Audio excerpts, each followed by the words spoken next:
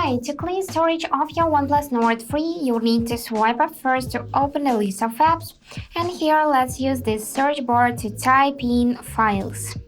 So now just open this files, not my files app, like that. And now on the main screen, select these three lines on the top of the page.